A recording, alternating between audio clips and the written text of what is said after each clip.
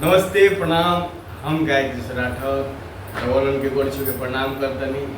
आज एगो sad song आप लोग को सुनावतनी, आप लोग को जरूर पसंद आई। और हमारे चैनल के नाम है केशव राठौर एंटरटेनमेंट। आप लोग लाइक सब्सक्राइब कमेंट करके जरूर बताइए।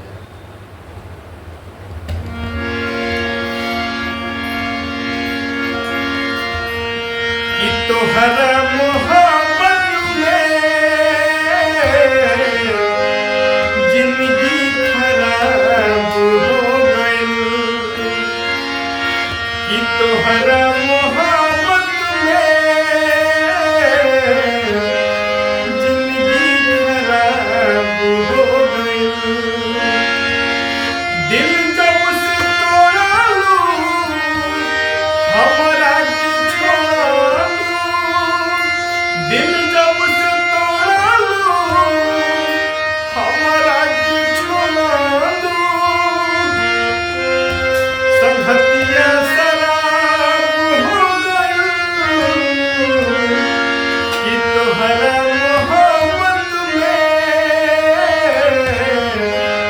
जिंदगी खराब हो गई, कि तोहरा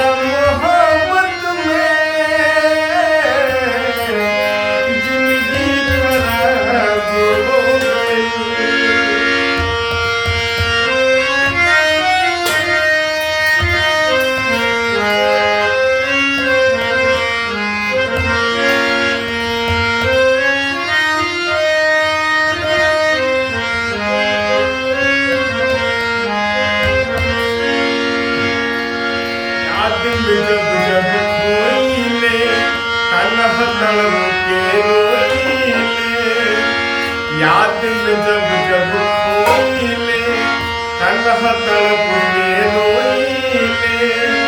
बांधला के करारता दारू पी के सोइले, बांधला के करारता दारू पी के सोइले।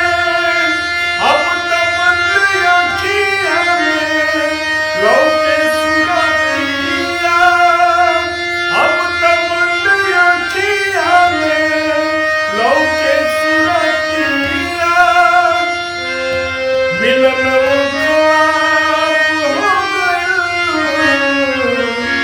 कि तोहरा मोहब्बत में